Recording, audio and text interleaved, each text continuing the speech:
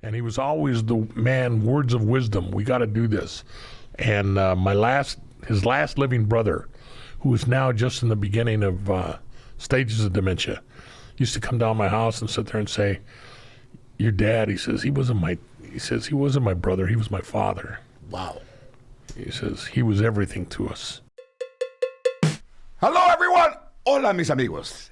You're listening to Oh My God, Hi, Hijo de Dios. Hola. With me, George Lopez. Porque, ¿sabes qué? Let's do the show. Porque I got a lot of things to do. I gotta go to that dry cleaner ahí. My kid fell. Se pegó la cabeza. I gotta go get some Neosporin Paul.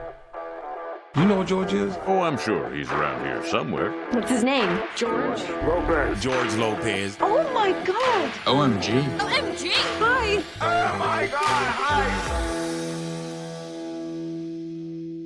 All right, so support the Oh My God Hi podcast. Chinga su madre. Support the Oh My God Hi podcast is brought to you by our friends and our huevo partners at Manscaped, the leaders in male grooming. Also, if you're going to hit your nuts, hit your culo and the prosimium right there. ¿Cómo se llama? The prosimium. Perineum? The taint. Join the 2 million men worldwide. Why are you laughing at now? There's 4 million huevos there.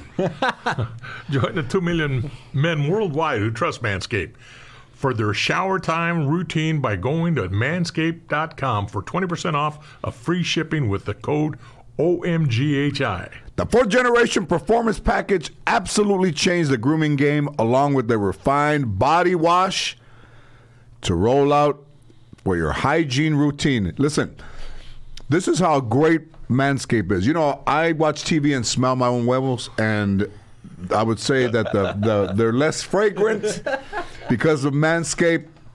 And I'm not shocked into like, God, what the fuck have I been doing? They stay. You can sit in traffic, get home, check yourself out while you're looking at your emails, and not either have to get up or find a warm towel. I've never said this before. We had a dog that was named Mimi. My grandmother liked poodles. And when Mimi got old, and these are the people that raised me. Now, this is a fucked up thing because that dog was with us for like 12 years. And instead of taking that dog to the vet like a normal fucking human being would do, she let Mimi out, and she's in kind of like this cul-de-sac, and she called the animal regulation on her. So the animal regulation came, and my grandmother said, "That's a dog right there," never saying that was my dog. And the dog got her around the neck, and she fought. So I'm on my balcony, I'm on the front porch, and I see that, and that's been my dog for like 12 years. And when she walks back, I said, what is this? She was sick. Tenía grano, she had like worms and stuff. So she's sick. Probably nothing that a vet couldn't have taken care of, but instead of that my grandmother let her loose. And they came, and they put that long thing on her. And I mean, imagine, man, that dog was in your family for 12 years. Mm-hmm. Dude, that's and deeply traumatic to watch. And the female head of the household calls the animal regulation, just takes her away like a stray dog. That's fucked up, huh? There's a dog in the room as we record this. Is he still over there? The dog's So I'm going to tell you what I did. When my grandmother had dementia, I fucking took any ID off her fucking earrings, and I put her in the same place that Mimi was. And I called the fucking Alzheimer fucking regulation hotline. And they came and got her with the long stick because they run. The fucking long stick. As she fought, and I stood on the same porch. And I didn't say nothing because she was, had dementia. She wouldn't have hurt me anyways. And they struggled to put her in there, and one of her fucking chanclas fell off. That's the only thing I have from her that left. Oh my God! It's got a worm. So didn't go that bad. Let me say this too. Let me say this because I never talk about my family. My grandmother was not the nicest lady, but never abandoned me until they say, "Hey, talk to her." Maybe, talk to her, and she was already getting ready to go. And I think my mom was her oldest child. and there was 3-3. And what happened? Oh, you okay? What the fuck's going on over there? That's Hudson. He's worried animal control's What gonna happened, dude? He's just licking himself to the point where he's now coughing on hairballs.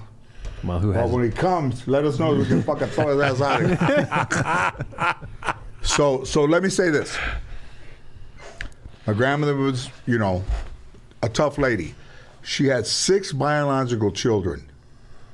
And when she was losing her mind, not one of those motherfuckers, I have to say allegedly, stood up and said, that's my mother, I'll take care of her, this and that. And not only that, every one of them went to her house while she was still alive and fucking stole from her. Oh, Wow. Stole from her. that's not good. And my grandmother had this one chain that she had forever. It was her mom's. And it's the one thing that I want. I mean, I lived in that house. I was the person that took the most care of her.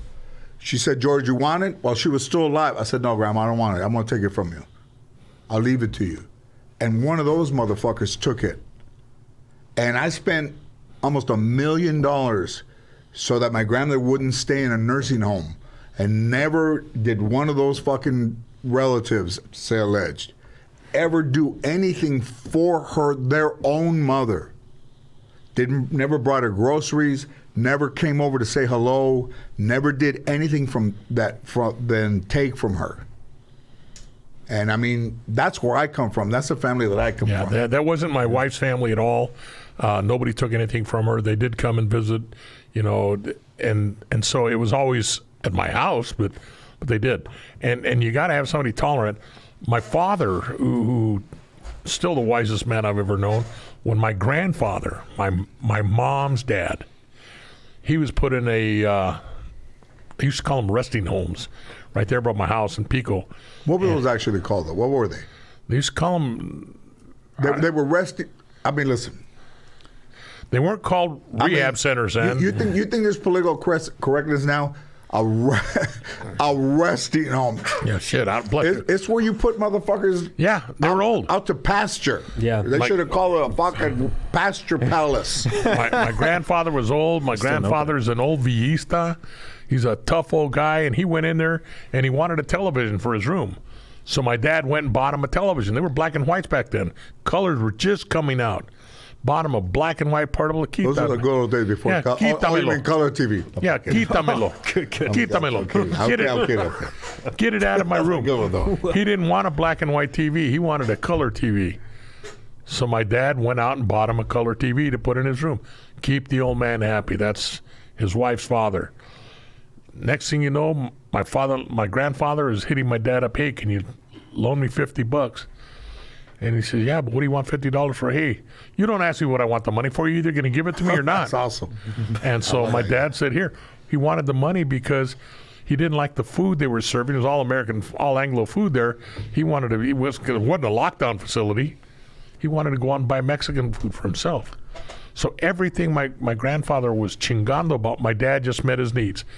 Just so it'd be easy on his wife. So when he went out to go get it, or he went somebody to go get it? No, he went out on his own. He could walk right there within a block and grab some food and bring it back. He just... Okay, so I'm under the influence of that thing, but that's not bad. No. What I want to say in this podcast is, I always thought of myself as a young guy. Started going on the road, and I'm having some... I wouldn't say I'm having issues performing, but I'm 60 years old, man, and it's tough to fucking fly around when you're 60. Like yesterday when I went to the Raider game, and we flew in from Pueblo, and Ruben lost his bag, to go spend 4 hours in a fucking... I would have done it, but I'm actually was happier in the hotel room because I'm 60, man. And Sure. that's a lot of... And then I went to Vancouver, and then I went to fucking did America's Got Talent. I mean... as age comes, you get tired. Yes, I know. And shit, I'm 10 years older than you. But nobody thinks, these guys send messages like that. Like, I could have got out of that and said, hey, I'll go down and throw my name around. I said, fuck it, man. I'm just going to go back to the hotel. But in our culture, people wait until it's too late before you decide to have a fucking good time or travel or do shit with your kids or do shit with your wife. one of the most amazing, one of the saddest fucking things I ever saw was I have a house in the Quinta. I go play golf, and on Christmas morning, I was ahead of a guy, and they were ahead of me, and the wife, and they looked like they'd been married a long time, and the wife got flowers, and she put them on the conveyor belt, and the guy said, "What do you want? What do you want those for? They're only gonna die," and he put them back, and I thought we're all gonna die. But if your old lady wants some flowers on Christmas, fucking buy her some flowers, motherfucker. Why would you be like, oh, these are, because they're going to die, you're going to put them back? And that's fucked up, man. Yeah. So no, like you've been married a long time. I was married, I probably won't ever be married again. But you have your old lady, man, you have your wife, you guys are like that. That's an honorable thing, man. And then you see a lot of guys like me that come up with a family like that. And how are you supposed to be somebody that you're close to when you're almost like a fucking fencer keeping those people away from their mom, and they don't want to see her anyways? I mean, that's fucked up, man. Yeah. When she was alive, I even asked her, I said, hey, what do you want me to do when, time comes when you're not here? And she's like, oh, I don't think I want a funeral, George, because I'm here by myself and nobody comes to visit me. You come to visit me, and then when I'm dead, and you tell me if this is wrong, when she goes, oh, my mom, I miss her so much. I love her. They're all there crying for her when she was alive. Nobody saw her. Yeah. So my grandmother said, fucking no, just no funeral, man. Like, that's it. Really? Here I am, and nobody comes and sees me. And then when I'm gone, and that's another cultural thing that happens to us, is that when somebody's fucking alive, they're not even that far away. And then nobody goes over there, and nobody goes and sees her. And then if you say, hey, why don't you go see your mom, man? And you don't. And then she's gone and all that. I mean, this is a culture of like, it's like, well, me too. The fucking Latino culture is the fucking me first fucking culture, man. I remember when my son was born, before he was born, I had 2 daughters. And my dad, who had 6 daughters and myself. So my dad comes up to me and says, son, he says, I know you want a boy. He said, but if it's another girl, he says, count your blessings. He says, because I'll tell you right now, girls come back and take care of their fathers. Boys become adults, get married, and raise a family of their own, and they have their own responsibilities. But girls will always come back to take care of their dads. He said, so when that baby's born, he says, if it's another girl, count your blessings. If it's a boy, I'll pay for the mariachis at the baptism. So we got our boy. So he paid for the mariachi. Yeah, man. But it is. You don't like your dad with the whole I'm proud of you stuff. Like, is it because what did his dad do? You remember your great grandfather? His dad, his real dad died young. And his stepdad got run out of Dodge because his stepdad tried to booger his sister. He tried molesting my dad's sister, and so he got run out of Dodge by everybody in the village, and so he didn't know. My dad was the dad to about 10 or 11 siblings. Oh, wow. He was the man. The guy that was your father, right? Yes. Oh, but you're talking about his father, yeah. Yes. And he didn't inherit any of those bad traits from his own father? No. My dad was a good and honorable man. Like he knew is like that bullshit. I don't want none of that bullshit in me. No, he took care of his mother. He made sure all of his brothers were in line. When his mother passed away, I remember everybody was down my house because his mom had now moved from New Mexico she was living in Carson with one of her daughters, and his brothers came out here and they're all in my house. I remember my dad sat out there, he says, Mom wants everybody to live on. We've got lives ahead of us. You got to continue to go on. It's sad right now, but we're going to continue. And he was always the man, words of wisdom. We got to do this. And his last living brother, who is now just in the beginning of stages of dementia, used to come down my house and sit there and say, your dad, he says, he wasn't my brother. He was my father. Wow. He says, he was everything to us. And so my mom, who was 10 years younger than my dad, was raised as neighbors. And my mom actually married my dad, got out just because she wanted to get away from her mom and dad. Yeah. Which is why a lot of people got married. She was friends with my dad's brothers. And they'd be down the house, and my dad would leave for work in the morning and say, hey, we need wood chop for the house.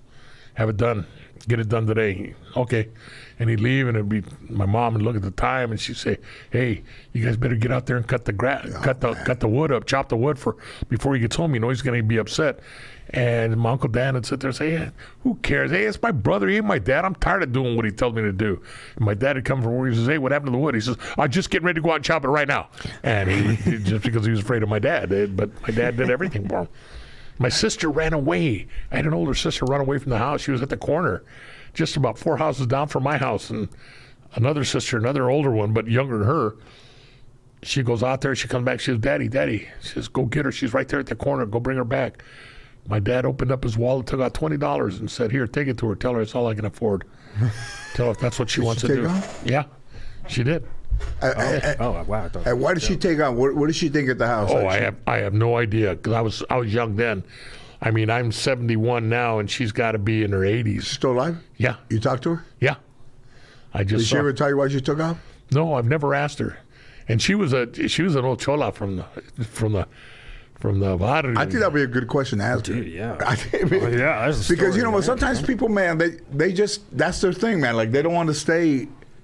You know, they don't want to stay where they're at. I will ask her now that you said it. But you know what? When I grew up over there in San Fernando Mission Hills, like all those fucking dudes, man, they all worked around there, and General Motors was out there, and they all wanted to work at General Motors, and you know, I never wanted.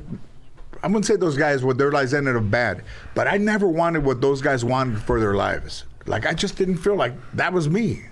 Like whatever the fuck I was gonna be, I wasn't gonna be these dudes. Like I didn't want to come from here. I didn't mind coming from there.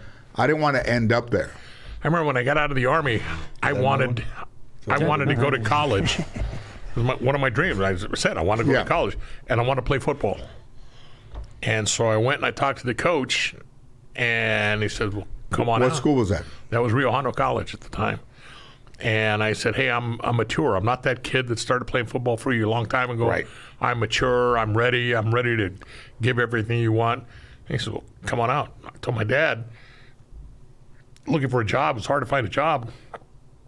I said, "Dad, I just want to go to college. I want to play football." And my dad says, "You're not going to become a professional football player." He says, "You got to think about getting a job." Finally told me, he says, Were you good?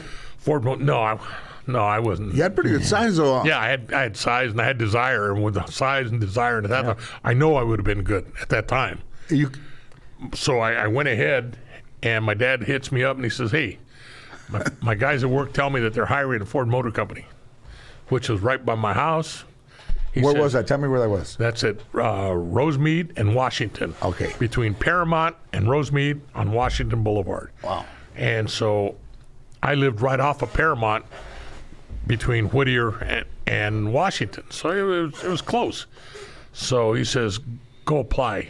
If you don't get the job, go play football." So I applied, and they hired me. And that was a whole change of life, because had they not hired me, I'd have started. I was already going to college, but I'd have started playing football. I wouldn't have had time for anything else. Wouldn't have no time for no marriages, no nothing else. And it turned out I didn't do that. So then I ended up getting married 6 months later. Yeah, I want to say this. When I was doing my first show, or maybe I shouldn't say that, there was a guy that worked on our show that pitched out of college, and he was a really good pitcher. And he could have gotten drafted, okay? And this is for all the guys that are out there, young guys, that maybe they're in junior high, high school, whatever. So he went to a college, and he was a really good pitcher. He was going to get drafted. He had a girlfriend in college, and she said to him, "What's going to happen to us if you get drafted? You're going to go away, and what's are you going to break up with me? Such and such, whatever." Okay, and he was a prospect, high level prospect. She got him to stop playing baseball. And then a year later, you know what she found out? That she was sleeping with the dude's best friend. Oh. Okay? So... He threw a curve, eh? A curve? That was a fucking knuckleball. And shave from one side for operation. So let me say, to anybody that's out, girls too, if you're good at a sport and somehow, you your parents take you to practice and you're good and you're better than everybody else, and then you go to a camp or whatever, and those things are you're isolated, because if you want to be good, you're going to have to be isolated. You're going to put in time. You're not going to be good hanging out, over the fucking FVW, whatever it's called over there. What is it called? VFW. Chivatos, fucking Steven Steakhouse, the fucking mafia, buying a fur coat over there in the bar, like Goodfellas over there. Yeah. Yeah. That's But to be good, or to be great, or to have a career, or to be someone, there's a lot of isolation that comes with it. There's a lot of pain that comes with it. Because if you're a tennis player, or if and you're out there by yourself, the 25 people that want to pull you away from what is your God-given talent are never with you, but they affect you. All of a sudden you lose and you say, fuck, I should have won that thing. And then gradually you're less and less and less. But, the tennis players and all the people, like the girl that, the media was fucking ragging on. Media never. Naomi Osaka, the media never she fucking didn't ragged on, like her. They make fun of her because of mental illness. The media never attacked an athlete for their mental health, ever. And it's crazy as it is over here. They say, that you shouldn't do that. That person's mentally ill. The fact that our during the Olympics, or doing whatever, that our own media would, TMZ or whatever, make fun of a young girl and her mental toughness and her mental stability. It's the way we are. People are willing to buy into that, and that's what awful, sells. man. Yeah. That's what sells, that's and that's why they watch. They want to see, hey, you've been spoon-fed, you've been, now let's take her down. Let's just rip her down. That's horrible, man. And it is. And when people say, and I'm not one to say that I was going to be an All-American and All-Pro. I wouldn't anything. I just know that I'd have done my best, and once dedicated anything that I set my mind to, it's worked out. In this case, it didn't work out there, so I set my mind to something else, and then we ended up getting married. What? I've only met you February, January, whatever. But I think that if you would have if you would have wanted to be a football player, you'd have gone to college. I think you could have been a professional football player, because you are right. You remember every detail. So playbooks, fuck that. You'd have had it. But also, you're a team player, and you have respect. And I mean, those are the people that go far. Yeah, you're a man of thank you. grit, which can get you most things you want. I can tell you. I think the shit hit me more than it hit you, dude. I'm feeling good. But I'm more intelligent, I think. Like this. What do you think I am? You've calmed down, brother. You're good. Was I way out there before? You dropped convalescent home at one point, and I love that. That was a strong drop. Convalescent. So I was talking about my family. No, listen, I know everything I said. It's true. Family, too. And that's the shit that hurts, man. I say that I want to get two things clear for all the viewers or listeners out there. Number one, I did the right thing. It was no burden on me taking my mother-in-law in, taking care of my wife's family, because my wife is part of me. No, I know. So we're all good. And I'm glad that things worked out the way they did. Well, I don't mean I'm glad she's dead, but I'm glad. No. But she needed a place to go. And my wife just keeps telling me on a daily basis, why do you keep picking on my mom? Over here? No, not here. Everywhere. At home. Everywhere. But no, it was all worth it. I'm not one bit sorry I did it. I'd do it all over again. It was a pleasure. I'm glad we gave her a place to rest. And she had a peaceful ending. Number two, the dedication you say it takes, there's no doubt in my mind I put in just as much time as anybody at my work in homicides. Right. Yeah. So I know going that extra, but it meant giving up other things. But wait a minute. But also, you were the first one that said it was one person and not multiple people.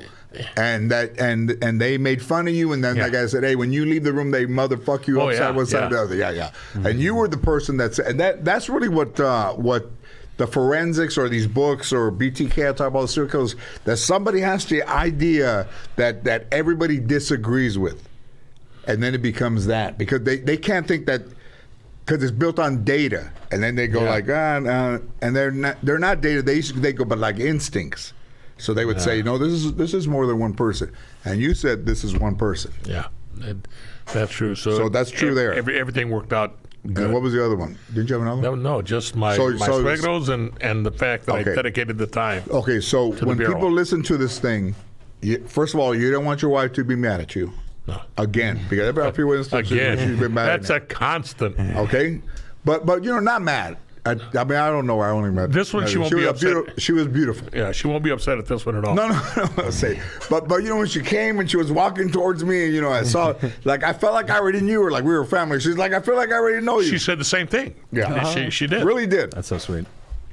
But And you think you're familiar now. I leave the house, just say hi to George. I said, you don't know him that well. Just, hey, George. hey, but it's a big thing. How many shows have we done? What was Gil's first show here? Oh, Gil's for show. I think you were. I can. I was check. number 11. Okay, so then we've done 20. And so I think we've done about 12, 13 together. Okay, I want to say this. I don't know this. Okay, so Brian was here at the beginning. How many did Brian do? So it would have been. Brian was on yours. Would have been 11. He was on the 11 or first one. 12, Yeah. Okay, so Brian was never really good at this. But I met Brian 20 years ago in Sacramento, and I took him on the road with me.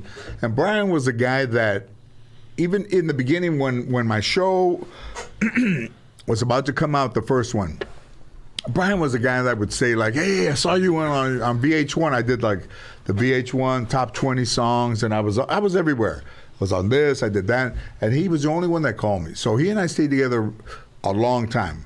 The way that he left the show, that was May 3rd. I mean, I'll say a man doesn't do that to another man, especially a guy he's known for 20 years who took him on the road for 16. It was unsettled, and it's not cool, man. Like, I never called him and said, hey, he saw me outside, and I said, hey, are you all right? And yeah, I'm okay. And then the next day, he called me at 10 o'clock in the morning. He said, can I talk to you? And did it over the phone. That's not man-to-man. That's not you. That's not me. That's not you. Aaron, I don't know how you talk to your vet, but whatever. But you know what, man? I'm a good dude. I paid that guy more than he got paid, more than 90% of the guys get paid. And that's how he goes out. And I just thought, so you being here this year is a thing for me, because it wouldn't be on, man, if it wasn't for you. Well, trust me, it's more fun for me. I tell everybody, and everybody that knows me knows, hey, remember we used to play ball and you get out on that ball field for 2 hours a night, all the troubles go away. Yeah. It's all here. We just have fun. And I love that guy, but he's not you, man.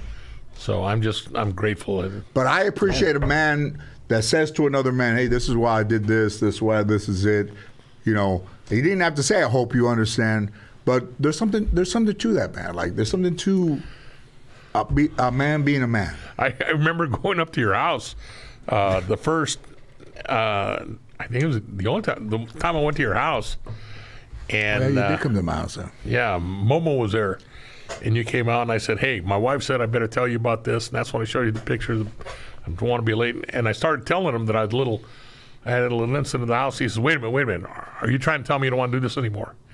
And I said, no. That's not it at all. I enjoy this. This is fun for me. And he says, okay, wait. No. Pearl doesn't want you doing it with me anymore. I said, no. Yeah, and now this is like built-in calendar work. But you know what? But that's what I'm used to. I'm used to people telling me, No, not at all. Are we done? No, we got as much time as you want. Fucking come in here.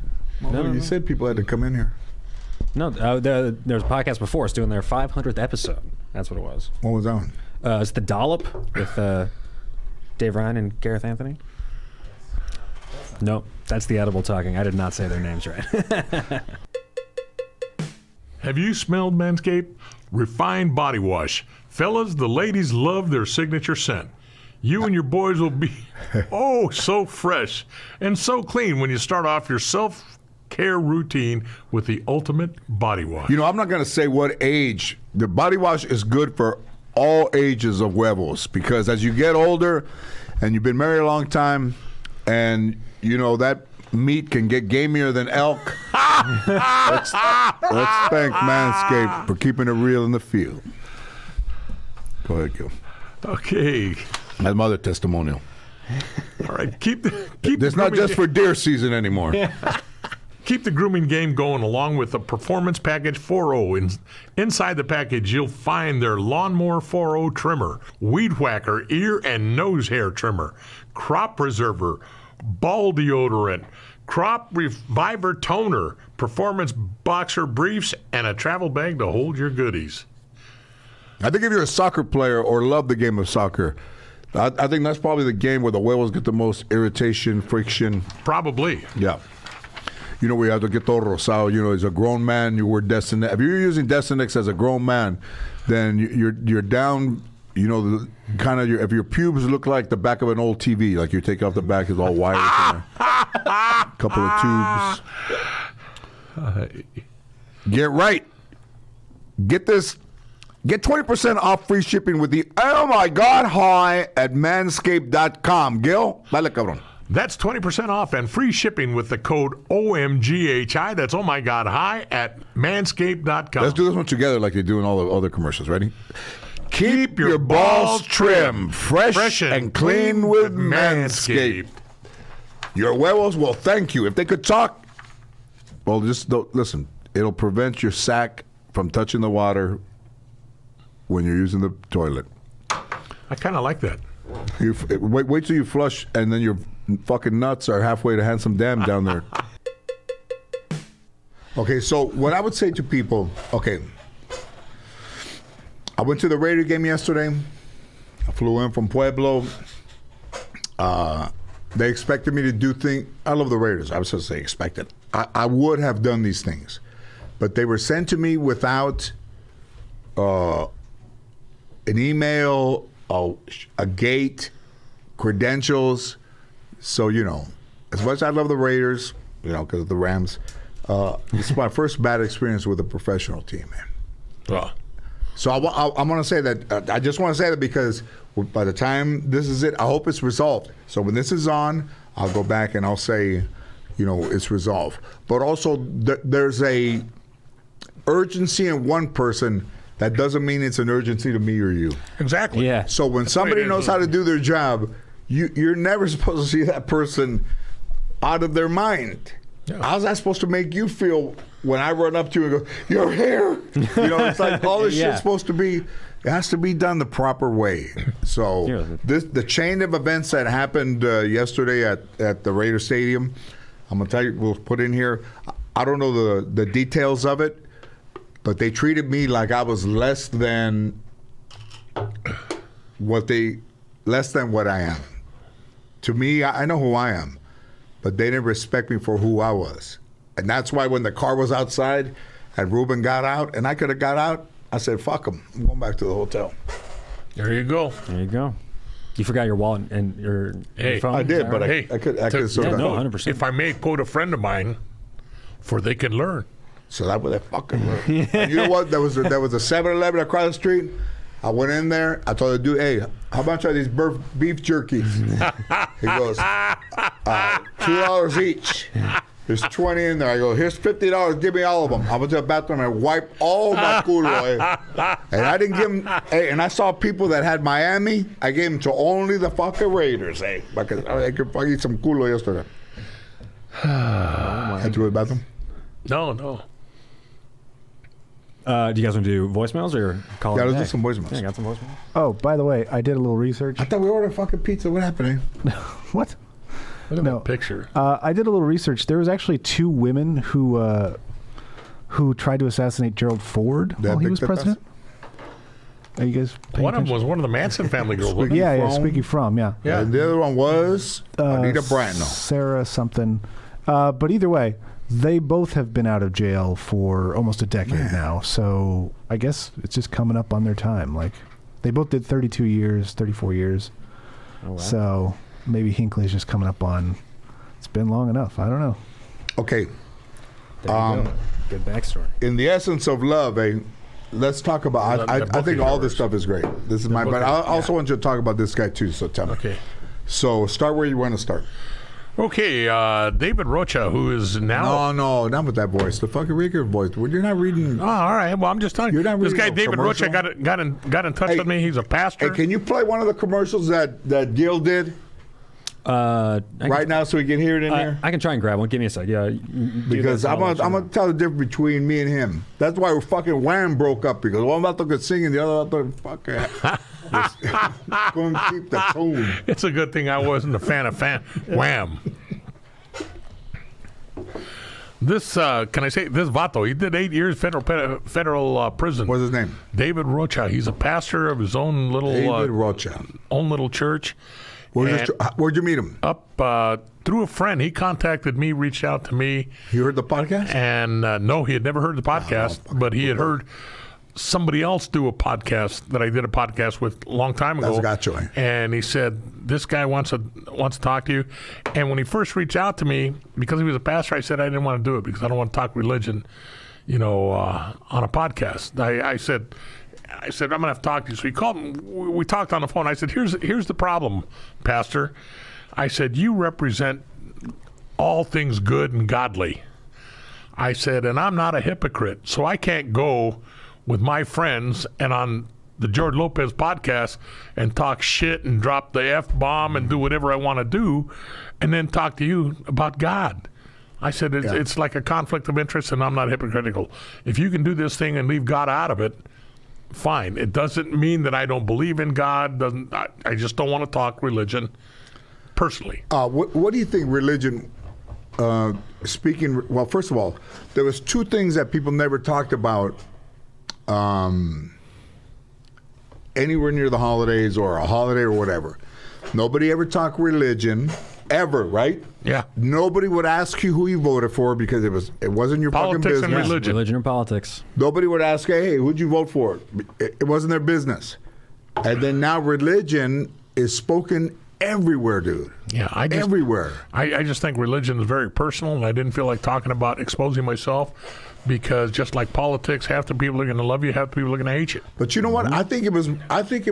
That's your attitude right there. I think it was like that back then, and people didn't talk. They didn't talk about it.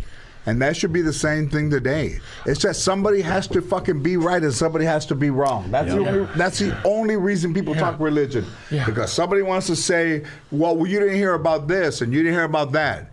That all could have gone on back then, and everybody had beautiful Christmases and Thanksgivings where the people weren't fighting and shooting each other. My mom asked me at one time, my dad had been dead for several years, and she says, hey, mijo, this voting thing right here, I have to ask you a question about that. I said, Mom, you don't want to talk to me.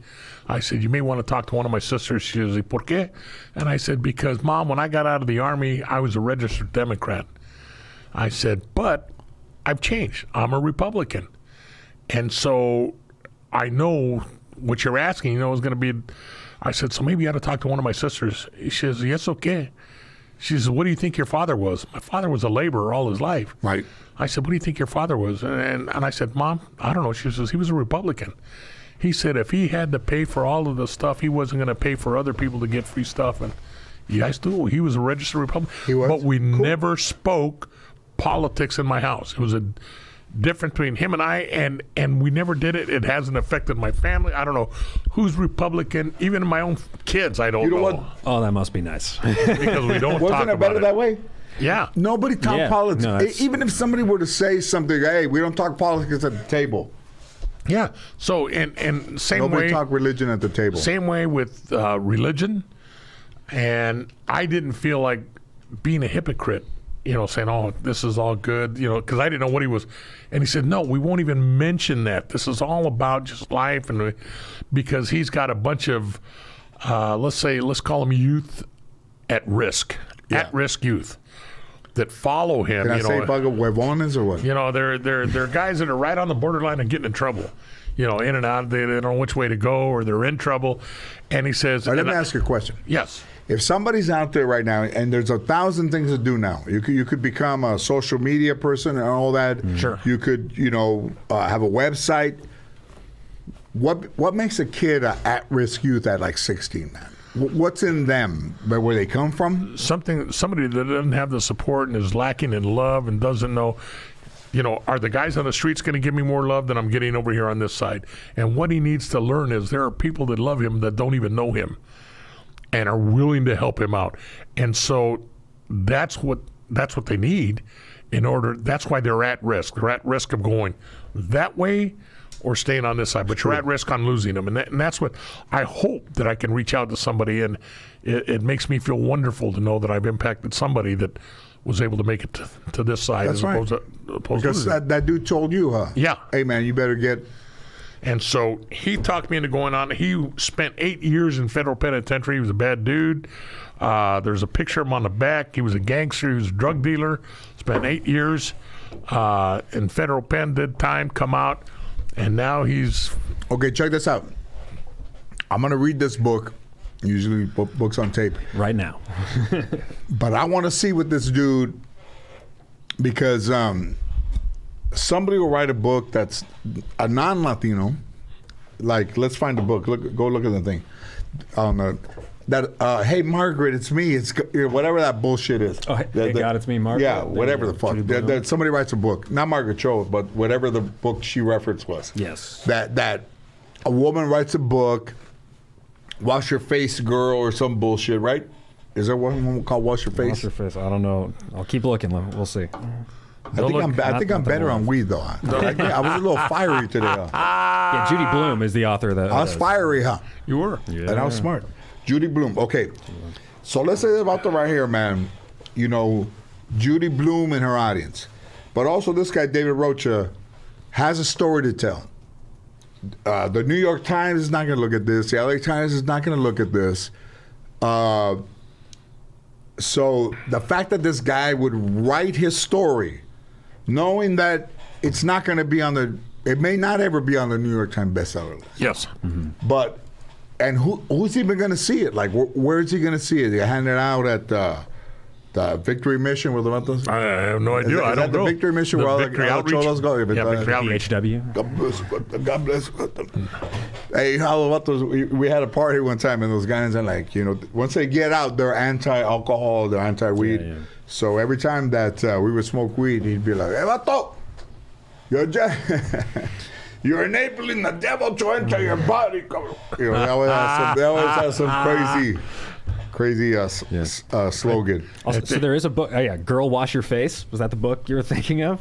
I'd never heard of that. Yeah, motherfucker, that's what I say. Didn't I say "Girl, wash your face"? No, you said it was like Wash Your Face, Girl. All right. Okay. Well, I'm dyslexic. No, I looked it up for the people who want to take your recommendation. I'm not done with my recommendation. Okay. So, what I saying? The doing smoking weed? What Yeah, I saying? the devil's in it. You're letting Oh, the devil's in there. The devil's in there. The devil's, you're inhaling the devil's lungs, whatever the fuck. And then everybody would be drinking, and nobody would listen to that dude the whole night. You know, and then he would walk up going, "Hey, but you got another one of those?"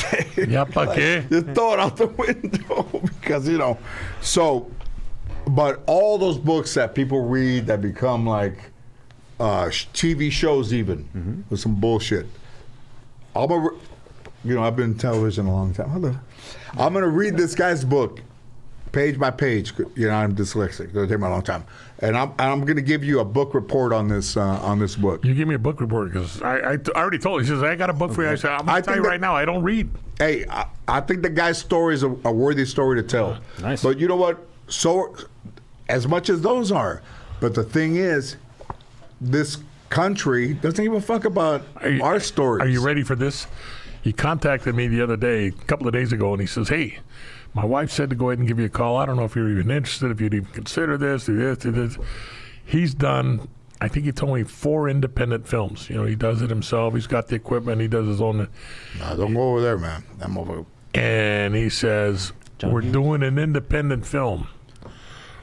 And we've got a character. Want to know if you want to play I think you got to do it. leader of a cartel, a Mexican drug cartel." No, you didn't.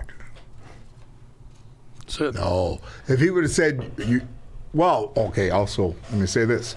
I don't know David Rocha, but also, you don't come from this story and then end up writing a movie where a guy's a fucking drug cartel guy. I'm going to tell you that right now. Because that doesn't do us any good, doesn't do us as a culture any good. It's not The Godfather, I'm going to say, by a long stretch. Right? You agree? Not that The the guy's Godfather. not going to write The Godfather? You're perpetuating what people think of us already. There you go. All right? How about this one? When I was a little kid, I watched I Love Lucy every day. Black and white, 9 years old, 7 years old, 8-year-old. Then I started watching Chico and the Man, 73 to 77. I graduated in 79. I started doing comedy in 79. 42 years later, There's only one person in the history of television who has a show named after him about him that's Latino. I Love Lucy was not about Desi Arnaz. Chico and the Man was not about the third one, George Lopez. Not the George Lopez show, George Lopez. Yeah. Cheers, though. El Chingón. That's badass. So I'm opening a nursing home. I'm only hiring guys that are like when the first little cuernos start to come out, probably about 16. Give me a job there. Yeah. There you go. Pasture Palace. No, I should open. If I'm gonna open a place that was a fucking sucio place that took care of old people, I jacked them off in the morning, at night to help them sleep. How old would I have to be the nurses be? At least 18. Let's start hiring right now. Gil, 818-533-1843. what questions do you want? Here's the question we want to ask. See if you agree. Do we have to become a product of our environment? I say no. You're not. No, but some of your not at friends all. did. Some of your friends became, right? Some of my friends became. Sure. Yeah. No, do what you want to do.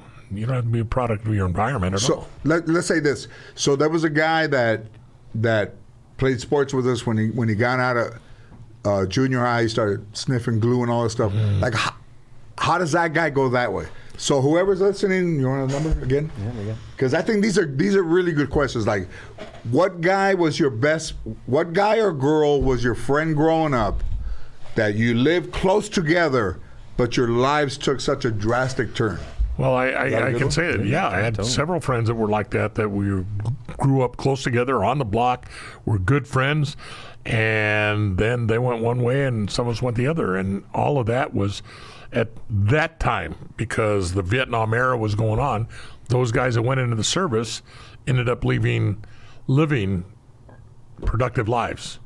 Those that didn't, just like the cop that took me home, Yeah. those that didn't remain either dead or in prison today. We're not talking about fucking But 1789. If you have that, call up give it- 818-533-1843. No, not even that. Yeah, it could be that. It could be, people like, the thing you said, like when Vietnam happened, like 8 guys in your street passed, Yeah. like that. Somebody that was with you, some girl that was your best friend that you think we're never going to be separated, and then you're separated, and then, are they a product of their environment? Did they have a chance that somebody reached out to them and helped them? Sure, there was always, and good people. There's a man on the 15th of October, I'm going to a funeral, a gentleman by the name of Larry Camacho. Larry Camacho and his son was 1 year older than I was. But Larry, on the block, tried to get the guys to work out, he was a good guy. Tried to do everything, did so much. He was a good guy. Finally, just old age, natural cause, he passed away. And his services are going to be on the 15th. What did he do? I don't know what he did for a regular living. He was a hardworking man. He had a nice house, his wife, 2 daughters and a son, 3 daughters and a son. And he just did everything to try to keep the boys out of trouble. He was a good guy. He was a positive influence. Very positive Okay, influence. here's another question. What's the number again? 818-533-1843. Okay. When I was growing up, I was afraid of everything. But then some of the guys I went to school with were fucking 9th grade. They weren't afraid of shit. How does somebody who's 15 years old not afraid of the police, man? Like, where they come from? Like, when they're 15 and they don't give a fuck about the police, they're 20, they don't give a fuck about the police, 25, 30. So if you're 15 and you're hard like that, like you don't care about going to the principal's office, you don't care about getting suspended, and then you graduate, or maybe you don't graduate from high school, do you stay like a fucking hard ass your whole life, or can somebody get to you and turn your life around in the 20s or 30s or 40s? Unless there's something major, unless there's something major to impact your life, you're setting, that's your formative years, where you're setting who you are and what you believe in. And I have to say that a lot of that has to come from the home, how you were treated in the home, what you lived with. Which already you're losing, because And so once you get that far where you're not afraid of anybody or anything, well, then you're behind the times, and you're going to end up. There's a greater chance that you're going to end up with problems. Let's say this. So you're wherever, I don't want to say LA. you're wherever you are, wherever you live where this podcast is, you're 25 and you're hard. You didn't graduate from high school. Maybe you went to a vocational place you didn't go. So you end up going and becoming a busboy or a dishwasher middle of the night, whatever. And you're probably gonna meet a girl that's, you know, either from that place or a friend of your friends from a diner and stuff like that, right? So now, you know, am I right or is that way off? no, I think you're going to meet people around your level, right? Sure. So that dude's a little bit mean. You know, he came up the way he is. Maybe as a girlfriend, he's mean to his girlfriend. Can that fucking guy turn it around, or is he just going to be a product of his environment for his whole life? No, if he can turn around, but there's, you know, you can move out of the barrio, but there are times where you can't take the barrio out of the boy. So if everything continues to go with that new girlfriend, you know, that's impacting him and change of life, as long as he doesn't go back to his environment, it's going to be fine. But once he gets back around and he starts realizing, you know, there's problems over here with the old lady, and he goes back to his old living, his dad, his mom, the influences that impacted him during his informative years, then it's going to be it's formative years. But then, you know what? I think this. I think that I think that a guy like that can maybe go eat at a diner. Maybe the girl's a waitress. He's a hard dude. He sees her. They talk. He's not. But he's got a heart. He's got a soul inside that he starts to soften up. Goes to a place and maybe starts to soften up. If he gets away, he can even still be in his environment. But if you're around guys that are only gonna, you know, like fuck that guy over there or fuck him, let's go over here. But I think that guy needs to be separate a little bit and start to really look at people and appreciate people. I don't think that guy is impossible to turn around. I just think if he hangs around with guys that are like him, even if he's good, they'll keep him like that. I remember, and I won't mention any names, but there was a guy that we helped put together. He went to jail for murder. You know, we put him in jail for murder. This is when I was still working patrol in East LA, and I knew the whole family. And so now, years later, now I'm married, I have kids. My youngest is playing t-ball, and I run into one of the brothers, and he comes up and he says, "Hey, Carrillo," and I say, "What's going on?" He says, "Hey, man, I just want you to know I'm changed. I'm different. I moved out of the barrio. All I'm trying to do is raise my family over here. It looks like our boys." I said, "Hey, it's okay. You know, just do good." That same little boy that played t-ball with my son ended up years later coaching my grandson in baseball.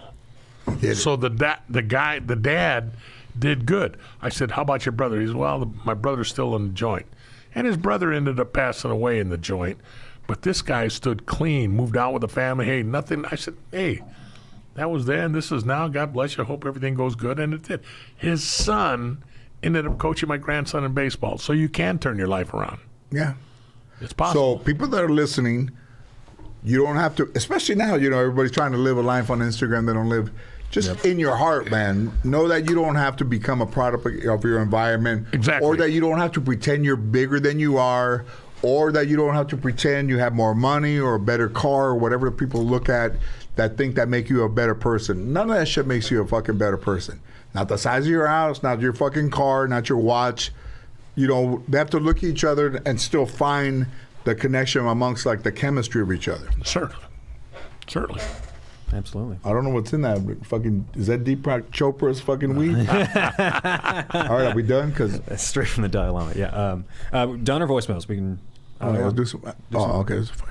Do some Hey, what happened to our little girl? I haven't checked on her. I'll check on her over the week. I'll see if I can. Oh yeah, nothing. Let's throw on those headphones, gentlemen, so we can. Wait, let me see. Hey, thanks for getting that fucking pizza. We're gonna have a fucking beautiful show, an anniversary show here, even though it's not. Hello, anniversary show. Gil, these are all questions for you, eh? Nobody gives a fuck about me. All my questions about when was the last time you were in the Spearmint Rhino? Fuck it right now. The people do like to ask Gil questions. I better not go. Wait, where's mine? Oh. If I go to the Spearmint Rhino, we should get one of the girls from the Spearmint Rhino come in here. And There you go. Talk about tips and There you go. Talk about tips. why the name is always Acme on the receipt. First one. What up, boys?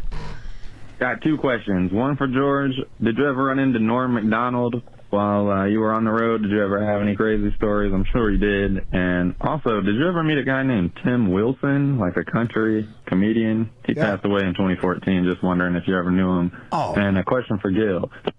Do you guys on the force or anything ever have any like conspiracies that the general public don't believe, but all the officers and whatnot, and they're like, oh yeah, you already know, like JFK was killed or some shit like that? Is there a conspiracy you guys are in the know on, and it's like a circle thing where you guys know what happened but you don't know what happened? Or also, is there a conspiracy that you're interested in and you like really follow? Just let me know, Gil. Thanks.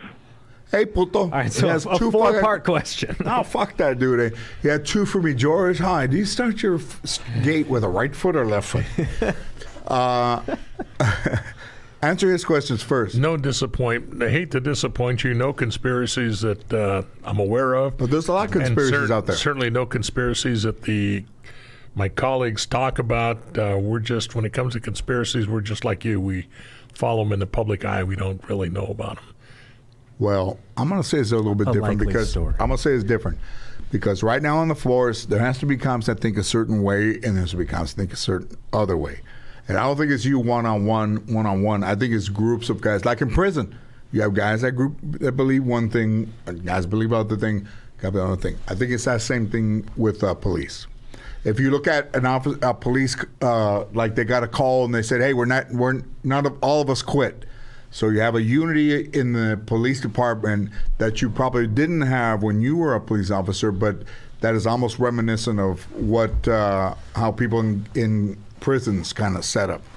Well, in my world, That was a good 26 years of working murders, I worked on evidence. I didn't work on theories. So Okay, great. it's either there. So That's right. if you don't have facts, and conspiracies are normally not factual, they have theories, and that's why they call them conspiracy theories.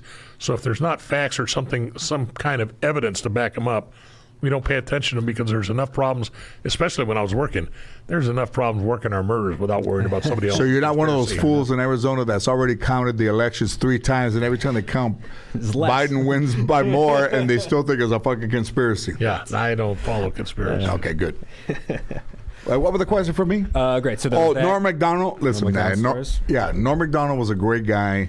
He was a funny dude, man. He was very dry. Bruce Alford, who did my show, did a Norm show, and Norm was great. I got nothing. Well, I can't even say I have nothing bad to say about Norm. I love Norm. Norm was a comedian's comedian. He had a great audience, and he wasn't afraid to gamble, which I love. Norm was a gambler, man. He knew his sports, and he'll be missed. Yeah, that's great.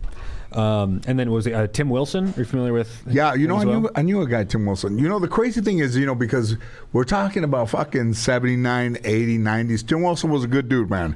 And I remember running him in clubs and stuff like that. And thank you for letting me know. I'm sorry that he passed, but Tim Wilson was a fun dude. That's great. Yeah. I mean, we're talking about from the 70s to, imagine, man. I'm looking at You know what I wanted to ask you? Did you ever run him at Stevens? the only reason I'm mad at Steven because I would have fucking hired me as a fucking general MC. All right. Number 2 in the relationship Do we need question. another one or what? Ryan. Oh my God. Hi, what's up, George? This is Simon from Seattle. Just calling in, man. I've been in a relationship for like fucking 15 years already. 3 kids with her, and I'm a dog. I've been cheating here and there. She knows it. So I just wanted to know, man, when do I just keep fucking wrestling this shit out for my kids, or what the fuck do I do, man? I feel like I'm happiest at the house when I'm with my boys and my daughter, but fucking I look at her and I'm like, God damn, I just want to find a dime. Let me know what's up, man. See, that's what I'm saying.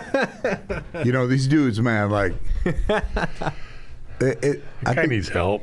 No, I think you got to. Hey, man, if you took the pill, you got to stay in there with it, right? If you say that's my old lady, that's your old lady. That's your old lady. Yeah, it really hits when he's like, Yeah, and she knows about it too. Yeah. Yeah, So you light up. kid. Next thing you say is, hey, I invited my 2 boys for a threesome. Yeah. But you don't respect that thing, is that thing, right? Yeah. How's the guy? So that's a guy right there that has been with somebody for a while and still trying to be like a young person. Yeah. Yeah. All right, we got Okay, one more. 100%, Hey, you yeah, know what? we got Hey, one more. you know what? I got my man Alex Cantor. Can we get him on here What- over the thing? like on the Alex phone? Cantor, yeah. Aaron, can we get him on the phone somehow? Yeah. He wants to call in. Here, let me give you the number because my phone's almost dead. Well, here. Because we were in Denver, and I wanted to tell you how the tacos were received in Denver because he came here when we were just Saw a starting. taco bus, Hey, a wagon. is a bus or a fucking way? Orale. One of those, All right, come on. Here, this is right. So that way he can tell you, like it's taking off, man. And he was in here when it was brand new. And then Anna Navarro called because I want her to give us an update on her coronavirus. Who got? Is she the one? Was she one of the ones that got off? Yeah. On? Oh, she was. My wife was asking. I said, I don't know. I saw 2 of them. But I think she got a false negative off of that girl's thing, that girl's test. There was questions about that. I had questions about that. Why? Because she had tested. Yeah, but 2 of them had tested Hey, don't be positive. throwing my fucking porn on there. Is that mine? No. 2 of them had tested positive, but the other 2 were just as, they were close. Why didn't they just shut it down altogether? Why didn't all 4 of them go get tested? Because they went live. Yeah, it didn't seem. Oh, shit, that's cool. Is that Alex Cantor? Yeah. That's- I'm just trying to keep it off the screen. No, don't worry about it, man. You black it out. No, that's really hard to do. All right. This is Alex, eh? Remember Alex that dude? Yeah. Hello? Hey, man. Hey. What's up? I'm right here with Gil on the podcast. Hello, Alex. Oh, what's up? How's it going, guys? We wanted you to give an update on everything that would happen at the Paramount Theater when you went out there. Yeah. Happy to share that. So we had quite a turnout this weekend. Which one? DoorDash, right? Next door. No, which one? What's that? What is? Remind me of the company. This was Next Bite. Next Bite. The food truck that we brought up to your performance in Denver on Friday, right? Right. Yes. So Next Bite went out there like they were set they set it up. They said, hey, a couple weeks ago, Alex, during Colorado, so Next Bite's over there. They're gonna come when I'm at the Paramount Theater, and they're gonna come and set up. Hey, and listen, I've seen a lot of those go south, but this one wasn't that, huh? So we had been planning this in conjunction with your live show because we thought it was going to be a great way to spread awareness of the brand, and we had the taco truck come load up at 4 p.m. right out front of the theater in downtown Denver, and served I think over 3,000 tacos in a couple hours for all the people coming to the show, and just people in general in the Denver neighborhood. And we gave out all these free tacos as a big promotional.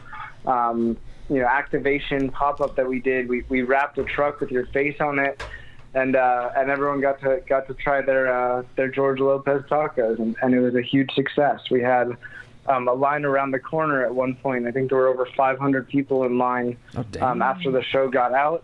But we served them all tacos. They all got to try it out, and then we had it come around to the back to feed the staff in the venue after the show was over too. So Hey, man, thanks for helping arrange that. Yeah, he fed everybody from the crew. So in your business, are we the number one brand so far? Like from You better believe it. Yeah, well, you're the top selling taco on the platform. You guys are crushing it. I think you're in 30-something states across the country now. Wow. We've got you're helping mom and pop businesses everywhere to sell more food out of their restaurant, and you should feel really proud about that. Yeah, you know what? That's a great thing, Alex. There was a drugstore over there by where I used to get my mail, a hardware store. I mean, and the guy went out of business because larger places open. So yeah, to be able to help a mom and pop business is awesome. Yeah, it's a really great thing that you're doing, and you've got a great audience that loves you, and when they see that you're doing something, they want to try it, and it's really it's really helping these restaurants do more orders every day out of their existing kitchens and allowing them to reach more customers outside of their four walls through all these delivery apps like DoorDash and Postmates and Uber Eats. So that's where all these people are ordering it from, and it's a really great partnership. So thank you. Let me ask you a question. Do you ever see the food truck going to the Raider game? We should absolutely bring the food truck to the Raider game. We should go tailgate and hand out lots of tacos to everyone who's coming for the football game. You know what I think? I think that's a great idea. You know what I think we should do? I think we should go underneath the stadium, and as the game is over, and as the visitors' bus is there, and as the Raiders come out of their dressing room going to their car, we have the food truck there, and we feed the players that just played the game. I love that. But let's sync up and see if we can arrange that. The great thing about a food truck is it's mobile, and we can drive it anywhere. So and pop up and hand out tacos as long as we have places to park it and all the right permits and everything. It's just something that our team will handle. So. Yeah. All right, good man. I just wanted you to say. All right, Alex. Thanks, hey, brother. Thank you so much for the call and great job on Friday. It was an amazing performance, and it was great to have all the people from our team come down and check it out and see you perform. So thank you. Thank you, man. All right, Alex. Great. See you later. Thank you, Alex. Yeah, thank you. Bye. Awesome. Who else? Yeah. Hey, let's keep it rolling. Got another voicemail. ¿Qué onda, George? What's up, Gil? What's up, Grant? Fuck Grant. So, mad respect for Gil, man. I'm a MTA, formerly known as RTD bus driver now, man. But I got a little pickle set up with your ass, man. It's not... Bro, it's ay Dios mío, hola. If you want to do the proper translation, mas puto cabrón. Anyway, hey, quick question. That episode of your show when you had Cheech and Chong on, I think it was both of them. You guys were crazy lit that day, right? All right, man. Enjoy the show. Who's on there? I did Keeps going. But what happened? When you did the Cheech and Chong episode, were you guys as lit as the caller? Which you one? Might have been? Which one? What episode? Would you do an episode of I imagine your sitcom, or maybe the talk show? That came on? We're all fucked up. There you go. Yeah, so the answer is yes, puto. Hey, but I don't know. This dude right here is super chill. This guy gave me his number. This stuff's pretty good, man. Yeah. Oh, that was great. I want you to take one of these and go in the opposite direction and see how long it takes you to get home. Huh? How you go that way? Okay, honey, I'll be home tomorrow. Yeah. Take two, call me in the morning. I'll be home fucking by Halloween. All right. Is there another one? That's great. We got more? We have so many pestosas out there. I mean women. Hey, Jorge, George Lopez.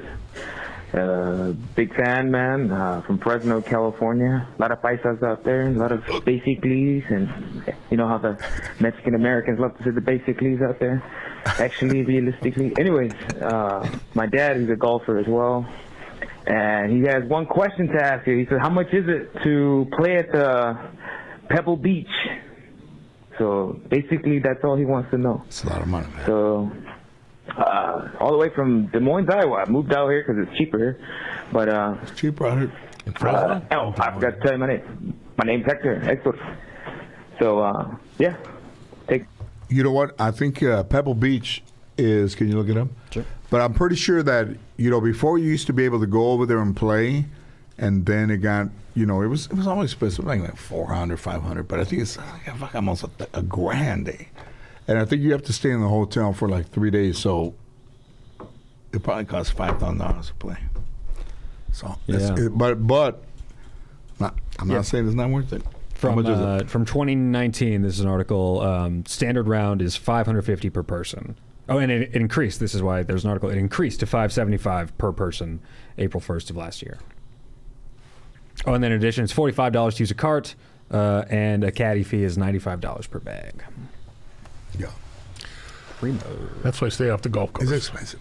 But I don't know. I think golf, I would have never thought that I would become a golfer, but it's a good thing. I think golf could take a dude that was like a hardened dude and when you give somebody something to challenge. do other than what they're used to doing, like you said before, idle hands, either shooting a basketball or playing golf or stuff like that. Like there would be some cholos over there in El Carrillo that you would see them and they like shave heads and they had their clubs and they could fucking hit it, man. Yeah. You know? Michael Jordan said after he retired from basketball, playing golf is like the thing that kept him going. He needed to get his competitive energies out somewhere. Yeah. I think Charles Barkley worse. Still, they're big gamblers, man. Because they get the adrenaline from somewhere. Yeah. Is there another one? One more? Let's find some vieja. Hey, what happened to that girl, the lady that... Well, I never contacted her back. I'll see if I can find her and get her back, see what's going on in her life. There we go. Hey, we're Pearl Get Mad. We have some... Hi, this is Jane from Orange County. I have a question for both George and Gil. Gil, you and your partner worked really hard on the Night Stalker case. What did you do to celebrate once that case was done? Did you go on vacation anywhere with your family, or did you just go back to work the next day? And George, without giving away any celebrity names, can you tell us any behind-the-scenes secrets of celebrities that were high maintenance or drama when you had your talk show? That was a great... You're fucking A right. I will, but you go first. Those are very, very good and sincere questions. Right after the conviction of Richard Ramirez, my wife and family, we took off to Hawaii and spent a week in Hawaii, and that was a release for all of us. We needed to get away. We needed to have some fun. We needed to do something to just get back to earth. Let me ask you a question. So every day that you... But that was your focal point, right? Like catching Richard Ramirez? Yes. Okay, so every day when you got up, how did you feel going into work? There had to be some like not panic, but like apprehension, nervousness. No, every day getting up and ready to go to work is what do we need to do today? What did I learn last night? What notes do I have to follow up on? It was all about work focus. What did you expect would happen on the? Because they did the thing where he left and he came back. Did you think that somebody would encounter him in the house and maybe like you know what I mean? He'd have to fight somebody or take off running. We thought he would come back. We thought he would come back to the dental office. We had somebody in there, and then the executive on our department made us pull the guys out because they were making overtime. They weren't doing anything. And then the day we pulled him out, bigger than shit, he went in there the next day. So we anticipated him going back there. We didn't anticipate him going anywhere. We were just following up leads and doing what we had to do. Do you think right now in Los Angeles there's cases where there's a pattern of a person out there right now that maybe the news isn't treating like a serial killer? I don't know. There are serial killers out there, and that have never been caught, right? Yeah, that have never been caught. You don't know there's a serial killer until they have a few in a row, and you don't know. There's a lot that goes into it. You should be treating every murder you get like the first one in a series, so you'd be able to pick it up no matter what you do. Okay, I'm not a professional, I'm not a police officer, but do you want me to tell you why there's not a lot of Latino serial killers? I would hope you'd tell me. Because eventually they're going to need a ride.